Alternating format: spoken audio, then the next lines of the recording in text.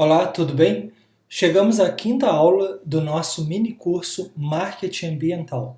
Então a gente já falou sobre vários aspectos relacionados ao marketing social, marketing para causas sociais, o marketing ambiental, falamos sobre greenwashing, que é a lavagem verde, falamos sobre o modelo, né, que a gente começou a falar dele na aula 3 e basicamente na aula anterior a gente trabalhou essa parte do modelo que está no nosso livro lá, o marketing ambiental. Esse modelo é uma adaptação dos modelos de marketing tradicional utilizados na literatura de administração, notadamente os livros de Philip Kotler. Então mostramos na aula anterior a questão da segmentação de mercado, então o mercado dividido em segmentos, da mesma forma que temos a reta com os segmentos. Daí, desses segmentos, a gente vai escolher alguns segmentos, porque a empresa não tem condições de atacar todos os segmentos, né? E a partir daí a gente faz a diferenciação e posicionamento de mercado. Então, como a gente tem aqui o exemplo, né, segmento A, ecologia e saúde. Então, esse grupo de consumidores está mais preocupado em como é o cultivo, por exemplo, do arroz. Aí, para diferenciar, o que a gente vai fazer?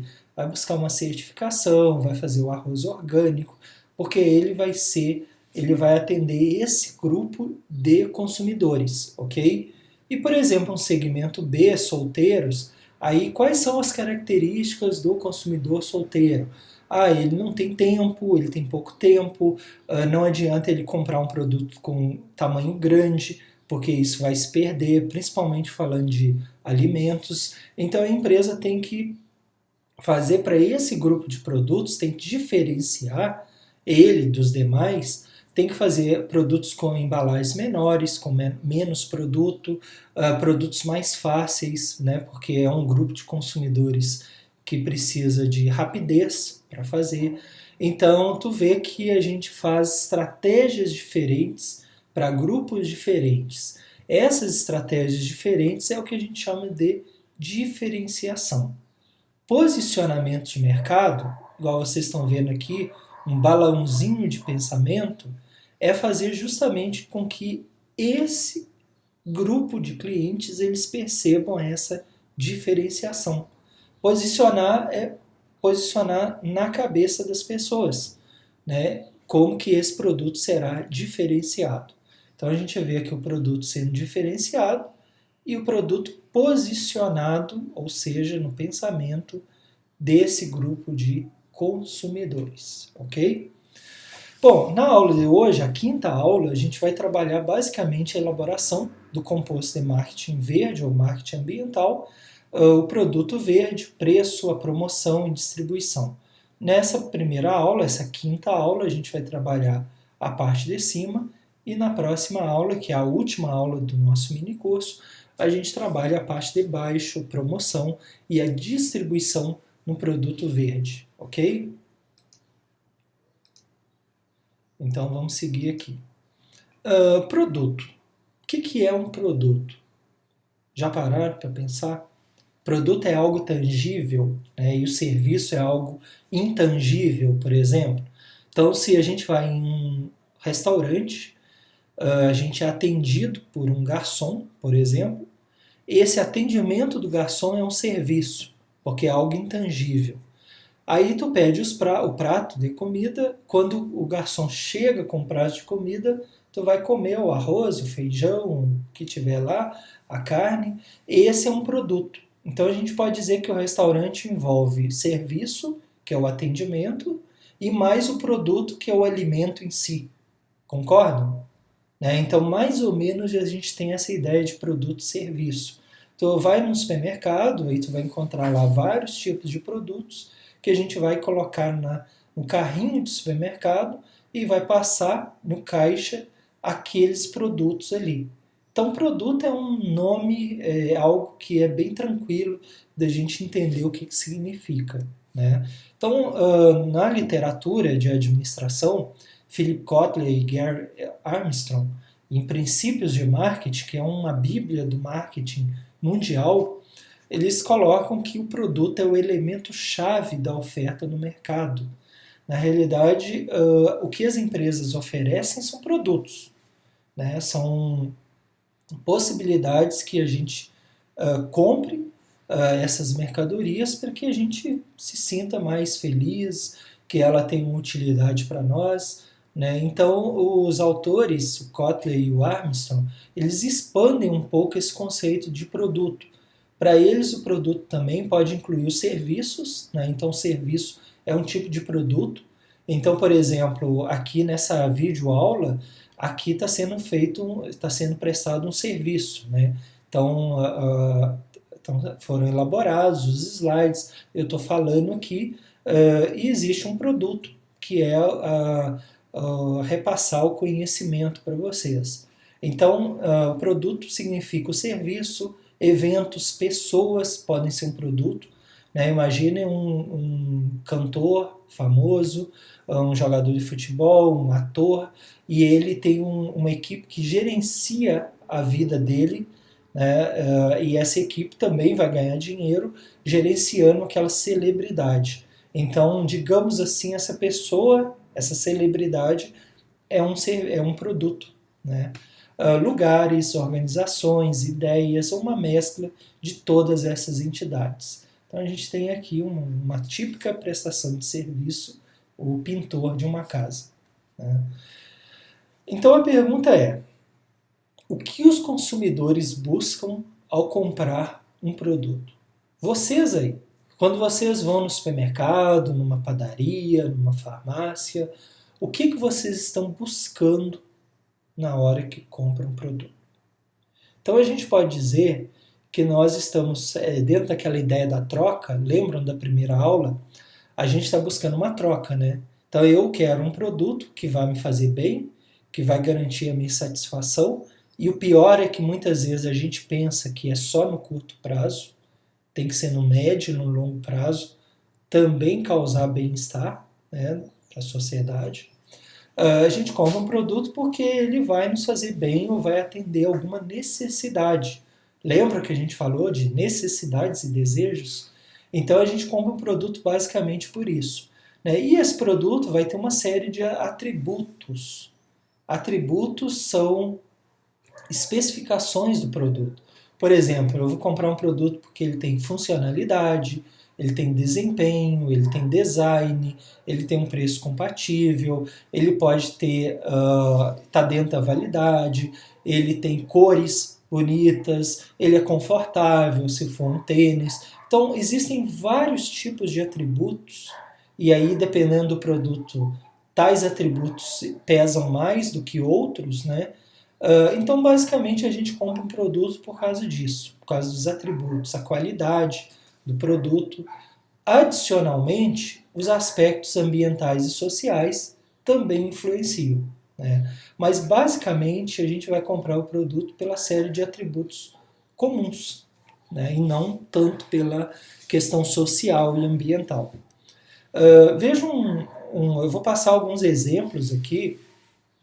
Veja que aqui a gente tem um papel higiênico, né, do Neve, o tradicional, e aqui a gente tem basicamente o Neve, digamos assim, o produto verde deles, com as fibras recicladas. Aí a gente tem aqui o café pilão tradicional, né, e aqui o café pilão origem, que eu já mostrei, esse café pilão que tem toda a questão sustentável, da produção sustentável, certificada.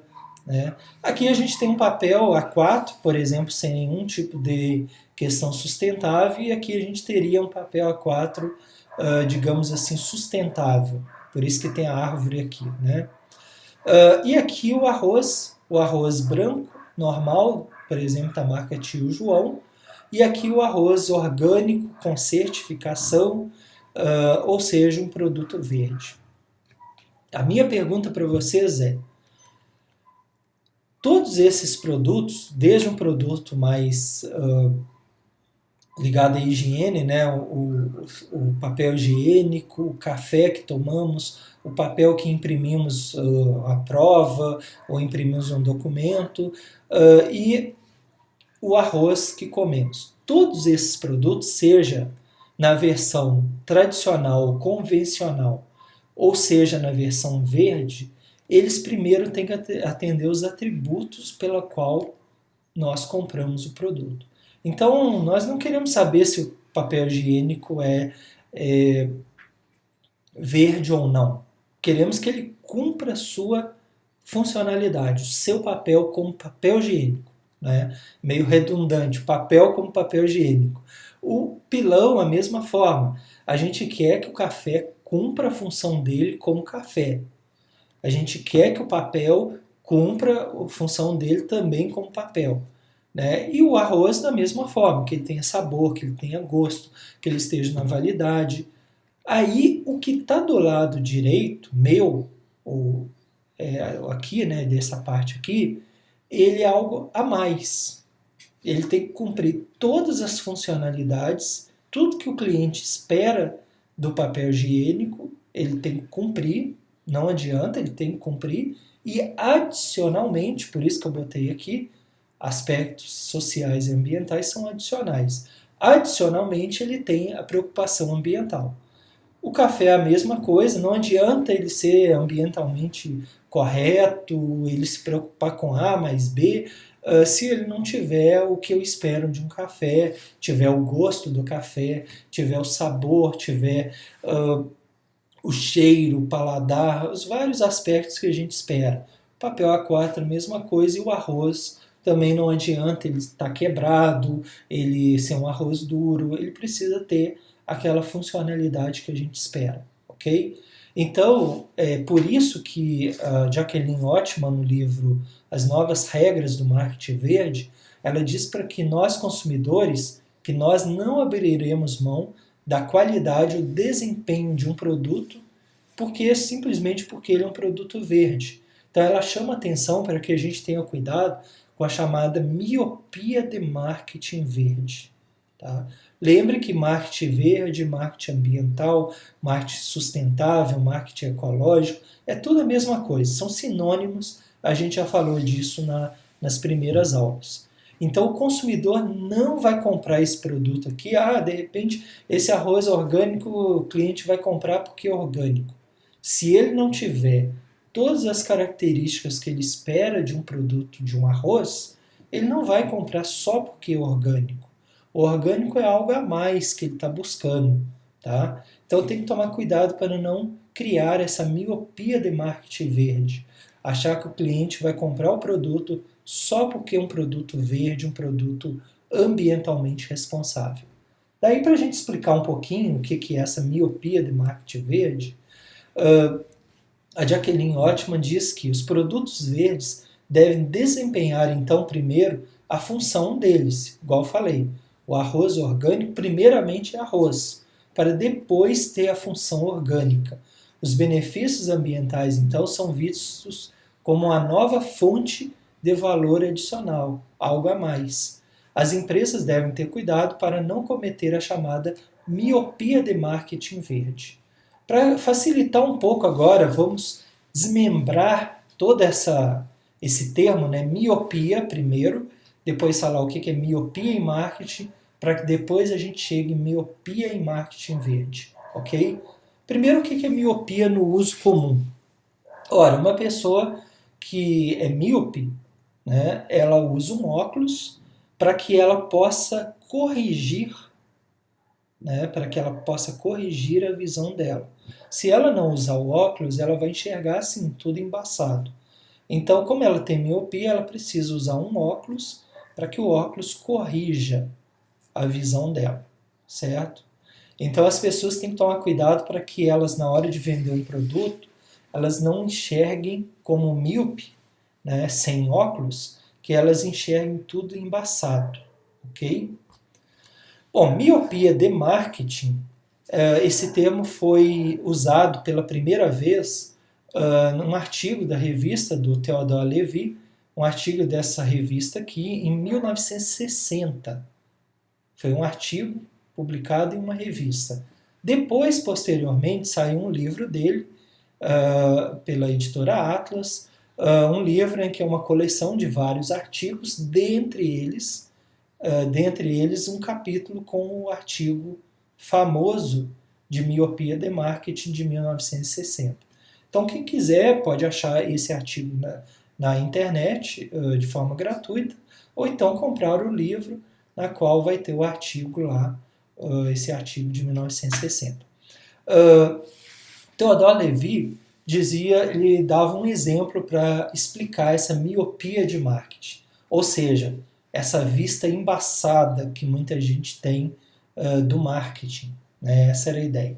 Ele dizia o seguinte: imagine que alguém precise colocar um quadro numa parede. Então a gente tem um quadro e precisa colocar ele na parede, ok? A foto aí, a figura aí está mostrando claramente. Temos um quadro, ele precisa ser afixado na parede.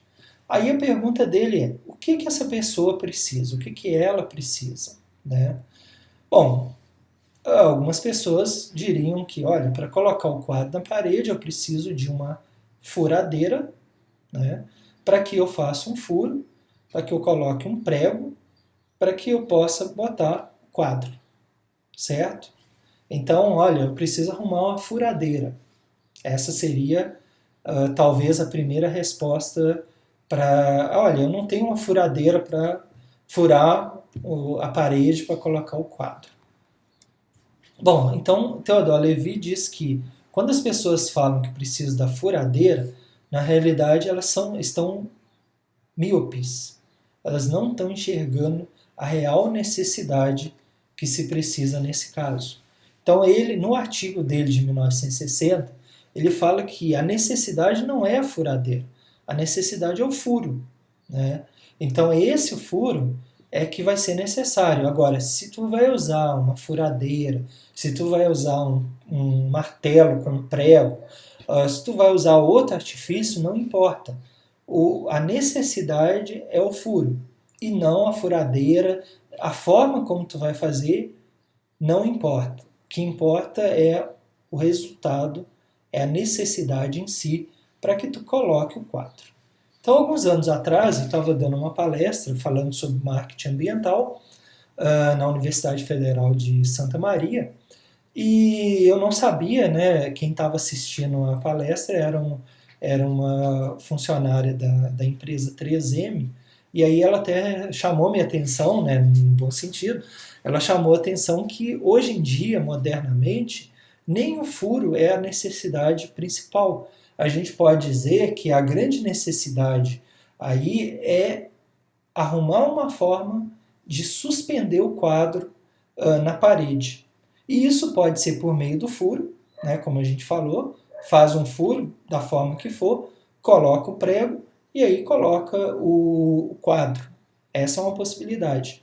Mas também uma outra forma de deixar o quadro suspenso, por exemplo, é usando os produtos, e eles são uma das empresas que tem, que é tipo um gancho, em que é um adesivo em que tu coloca, fricciona, e aí depois de alguns minutos ele está pronto para, como um ganchinho desse, sem furar a parede, né? E aí tu consegue colocar o objeto. Logicamente que há uma certa limitação, e ela mesmo disse, né, em relação ao peso do objeto. Então, para objetos menores, mais leves, aí é tranquilo tu ter uma tecnologia desse tipo e talvez não precisar furar a parede. Então a gente poderia dizer, lógico, né, Theodore Levy escreveu isso em 1960, não existia essa tecnologia da 3M, mas a gente pode reformular um pouco esse conceito do Theodore Levy, porque ele deu o exemplo, mas a ideia é se focar na necessidade, que no caso dele, na época dele, era o furo. Hoje a gente pode atualizar e dizer que a necessidade é encontrar uma forma de colocar o quadro suspenso na parede. E aí pode ser no exemplo dele, né, no caso de fazer o furo e colocar um prego, ou pode ser no exemplo da 3M, ou de repente vai ter outros exemplos, um fio que vai na qual vai ser colocado o quadro, né? A gente vê isso muito em guirlanda que se coloca em portas, né, de entrada, então utiliza um fio para suspender aquele objeto. Então, a ideia é se focar na necessidade principal e não ficar desfocado vendo outras coisas, mas sim o principal, que é, no caso, o furo. No caso da época do Theodore Lévy, ou no nosso caso hoje, qualquer coisa que permita suspender o quadro, ok? Aí, pegando esse gancho da miopia de marketing, então a gente falou de miopia no uso comum, miopia de marketing segundo Theodore Lévy, e agora estendendo o assunto para miopia de marketing verde da Jacqueline Ottman. Então, o arroz, por exemplo, que é o nosso grande exemplo, o arroz, o que nós consumidores estamos buscando são os diversos atributos do arroz, que para nós atende à nossa necessidade. Qual que é a nossa necessidade? Nos alimentarmos, que a gente já falou isso no início desse curso. Né? Então, os atributos, eu vou comprar o arroz por quê? Porque ele é orgânico ou porque ele é ambientalmente responsável? Não. Em primeiro lugar, tu vai comprar o arroz porque ele tem um sabor que te agrada, ele tem qualidade, os grãos são inteiros, não estão quebrados, o arroz está dentro da validade, tem um preço compatível, ele tem embalagem, ele tem informações ali sobre a composição nutricional, por exemplo, vários outros atributos.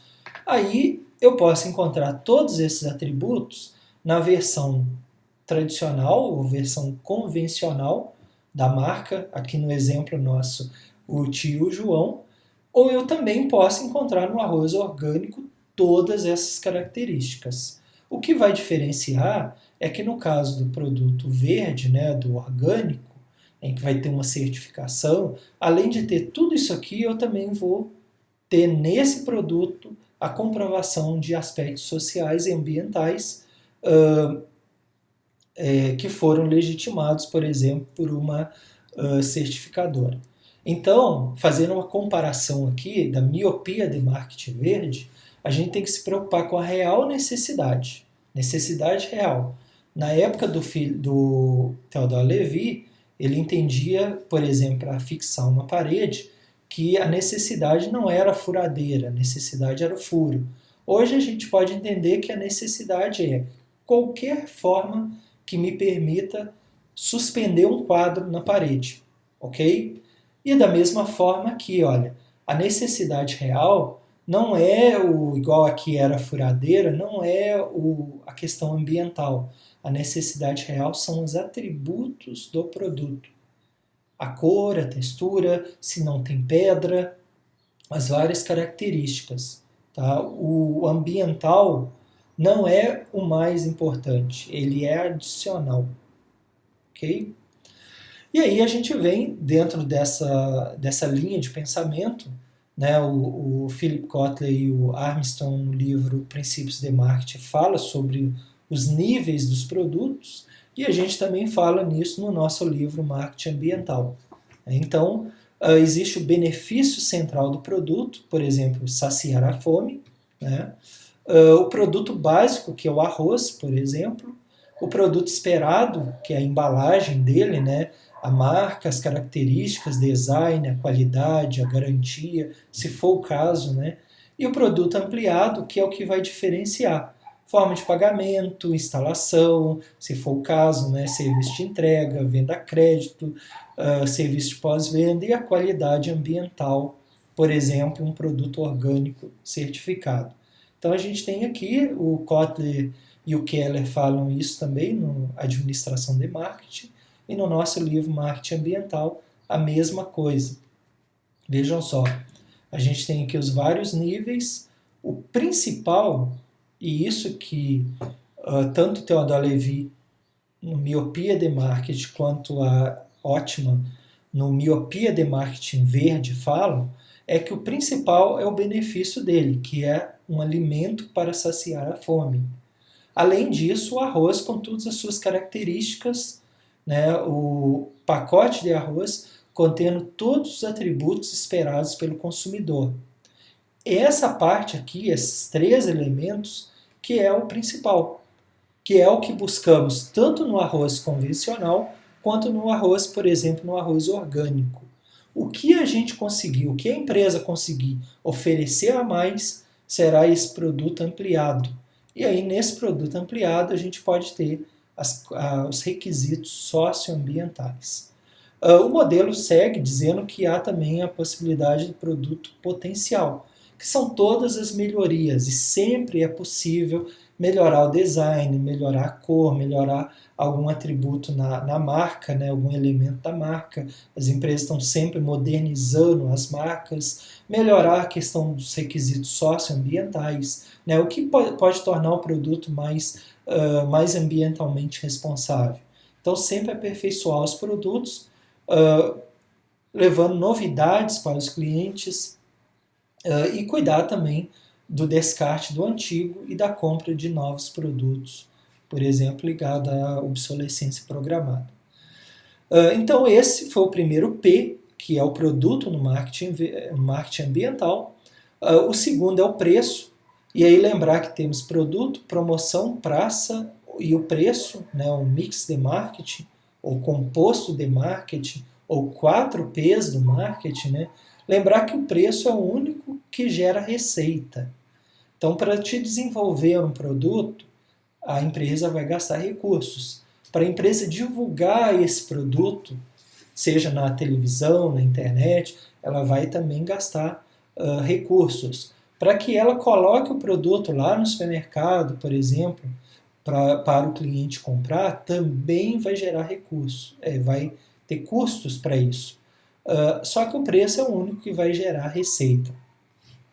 O preço é um atributo decisivo para muitos consumidores, principalmente consumidores de baixa renda, em que ainda estão buscando atender as necessidades por água, comida, habitação, etc. À medida que as pessoas vão melhorando a condição financeira, elas começam a preocupar menos com o preço e mais com outras questões. Tá? Mas num país, por exemplo, em que muitas pessoas ainda têm dificuldades financeiras, o preço vai ser um elemento que impacta sim. Né? Então, o consumidor não está disposto a pagar mais, geralmente por um produto verde. Por outro lado, a empresa é capaz de ofertar um valor superior para os seus produtos e justificar um aumento no preço. Então, olha, aqui com esse produto, com esse arroz oferece 15% a mais de rendimento do que o outro. Então, ela pode tentar criar artifícios para fazer com que, para estimular o cliente a comprar o produto dela. Em outras palavras, o preço corresponde à soma de todos os valores que os clientes estão dispostos a trocar para utilizar um produto ou serviço. Né? Quanto que eu estou disposto a pagar mais pelo açúcar orgânico em relação ao açúcar convencional? Kotler e Keller, no Administração de Marketing, diz que o preço pode ser definido como a quantidade em dinheiro que será cobrada por um produto ou serviço. O preço é o único que gera receitas, a gente já falou, recompensa todo o esforço da empresa, é um atributo decisivo para o consumidor e o seu valor tem que estar tem que cobrir os custos e que o cliente perceba esse valor. Né? Então o preço vai se situar aqui, olha, abaixo está cobrindo os custos e acima o cliente não valoriza esse produto ou não está disposto a pagar por um preço maior. O preço pode ser determinado com base nos custos, o que é um pouco complicado, ou orientado para o mercado com base na percepção dos clientes. Preços similares no mercado, então é necessário que a gente diferencie, que é algo que a gente já falou bastante aqui, né? Diferenciação, mostrar que o meu produto é diferente do concorrente, e isso vai trabalhar a questão da inovação. Né? Michael Porter, no Vantagem Competitiva, ele fala sobre a questão dos critérios de uso e sinalização, e os selos eles vão ter uma importância grande. Tu vai, de repente, justificar o meu produto é orgânico, certificado pela certificadora tal, né, e ele custa aí R$2 mais caro. Ele tem essa série de benefícios. aí a pessoa vai ver que tem um selo lá, que essa é a sinalização daquele produto, ok? Então, na próxima aula, a gente vai continuar falando dos 2 últimos P's, né? Encerramos também o nosso mini curso. Convidar vocês a conhecer o nosso site, o administraçãoverde.com.br, em que vocês vão ter uma série de informações no site, inclusive de outros cursos, tá? No nosso canal no YouTube, o Administração Verde, a nossa página no Facebook, 2 páginas, né? O @administração verde e o @gestão ambiental news. Várias notícias e informações diárias sobre sustentabilidade, empresas, meio ambiente. E, como eu já falei várias vezes, né, boa parte do curso tem relação com o nosso livro, o Marketing Ambiental, em que vocês podem ter mais informações sobre ele no nosso site, o administraçãoverde.com.br, ou diretamente no site da editora Manoli, ok? Então agradeço a atenção de vocês e até a nossa próxima aula.